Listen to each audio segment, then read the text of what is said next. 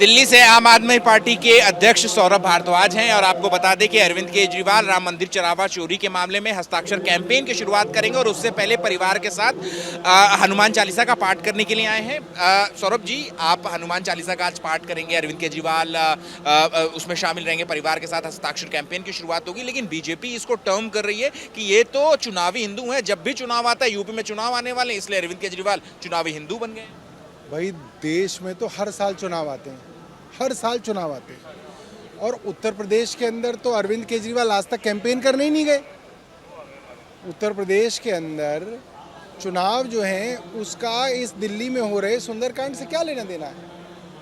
और अगर भारतीय जनता पार्टी को चुनाव की इतनी चिंता है तो जो चढ़ावे चोरी के अंदर बड़े बड़े मगरमच्छ पकड़े गए हैं उनके ऊपर कार्रवाई की जाए, उनको गिरफ्तार किया जाए, उनको फांसी की सज़ा दी जाए। आज ये सब लोग जो हिंदू सनातनी भाई बहन हमारे इकट्ठे हुए क्यों हुए? क्योंकि पिछले 5 साल से चढ़ावे चोरी की बात आ रही थी। 2021 में 2 करोड़ रुपए की ज़मीन खरीदी गई, कागज़ है। 10 मिनट बाद ही वो 2 करोड़ रुपए की ज़मीन मंदिर ट्रस्ट को 18 करोड़ में बेची। किसने बेची? भाजपा से संबंधित लोगों ने बेची, हमने तो नहीं बेची। कंस्ट्रक्शन के अंदर आरोप लगे 40% तक कमीशन खाया गया। किससे कमीशन खाया? भगवान राम के मंदिर से कमीशन खा लिया। और अब ये जो चढ़ावा चोरी हुआ इसके साक्ष्य तो सीसीटीवी पे दिख गए हैं। 40 दिन में 70 बार तो आप सीसीटीवी पे पकड़े गए हैं।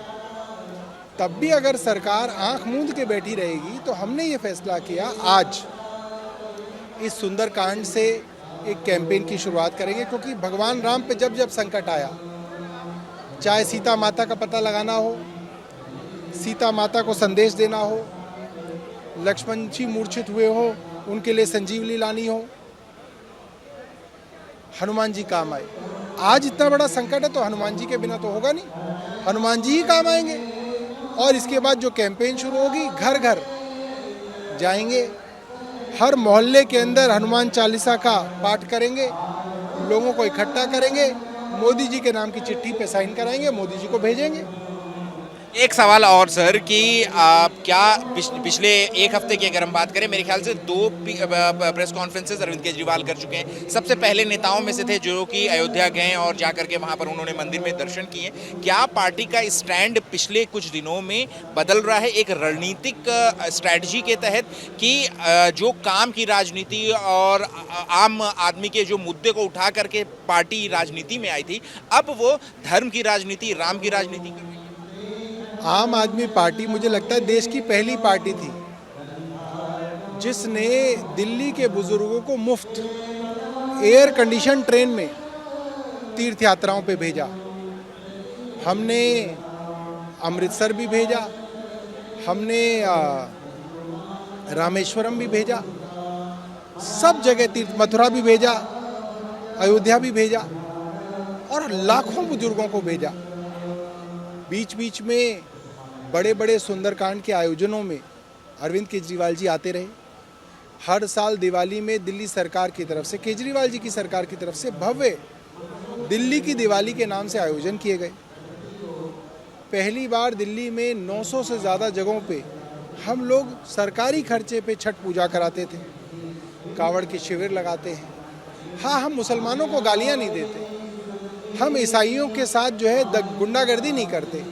हम कहते हैं कि हम आपके धर्म की इज्जत करते हैं, आप हमारे धर्म की इज्जत करो, मगर हम अपना धर्म मनाने में स्वतंत्र हैं, आप अपना धर्म देखो। एक आखिरी सवाल है मेरा कि लेकिन उनकी तरफ से, बीजेपी की तरफ से तो बाकायदा वीडियो साक्ष्य जो है वो जारी किया गया, जिसमें अरविंद केजरीवाल का भाषण है, जिसमें वो कह रही है बीजेपी की जो व्यक्ति और ये बात कह रहा है कि वो और उसकी नानी राम मंदिर के अस्तित्व को ही नकार रहे हैं, राम मंदिर को ही नहीं मान रहे, आखिर आज वो इस तरीके की नाटकबाजी, नौटंकी। आप कोई वीडियो दिखाइए जहाँ पे अरविंद केजरीवाल ये कहते हो कि हम राम मंदिर नहीं मानते, हम राम मंदिर के अस्तित्व को नहीं मानते। बिल्कुल गलत बात है, पूर्णतः झूठ और झूठ की राजनीति बीजेपी बढ़ा रही है। ये तो हनुमान जी को बीजेपी का झंडा देके जमीन पे नचा रहे हैं, और इनका अध्यक्ष जो है गाड़ी पे चढ़ के जो है राजा बना हुआ है। तो क्या मैं ये कहूँ कि भारतीय जनता पार्टी राम को नहीं मानती?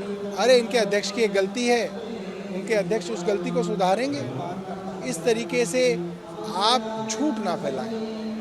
शुक्रिया बात करने के लिए। कैमरा पर्सन अजीत चाको के साथ अमित लाल, एबीपी न्यूज़, दिल्ली।